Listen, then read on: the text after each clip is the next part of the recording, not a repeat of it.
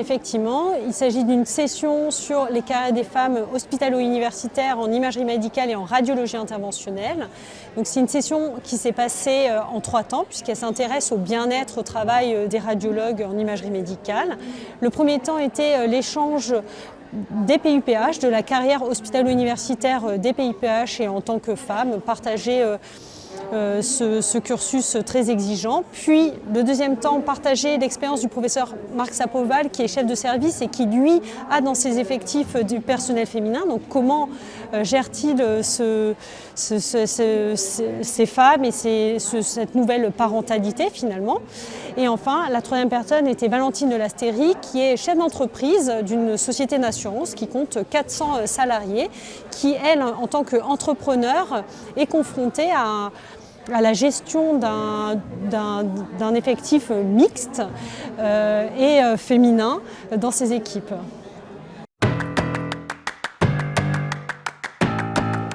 Alors, ce qu'il faut retenir, c'est que la radiologie interventionnelle et l'imagerie médicale est une spécialité absolument fabuleuse qui permet de combiner une vie professionnelle épanouie, hospitalo-universitaire et personnelle aussi. Donc il est possible, la spécialité adore les familles, adore les enfants, adore la mixité. Donc c'est un très bon choix pour les futurs médecins qui s'engagent de choisir cette discipline, première chose.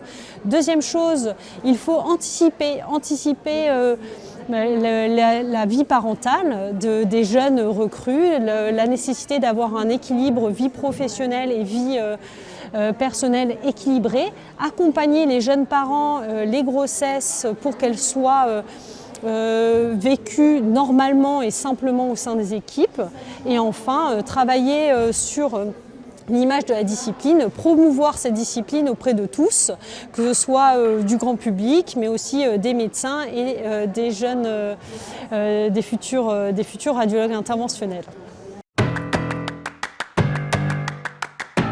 Les sondages ont montré que c'est la qualité de vie qui oriente le plus les internes à choisir cette spécialité. Donc il faut en prendre compte.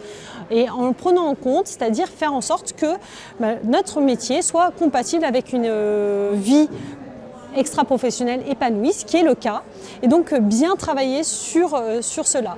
Alors des points précis, par exemple les congrès, mettre en place des services de babysitting pour les horaires. Quand vous avez une réunion à organiser ponctuelle, il faut l'organiser en dehors des extrêmes de la journée parce que vous savez que c'est des moments qui vont être plutôt dédiés à la famille.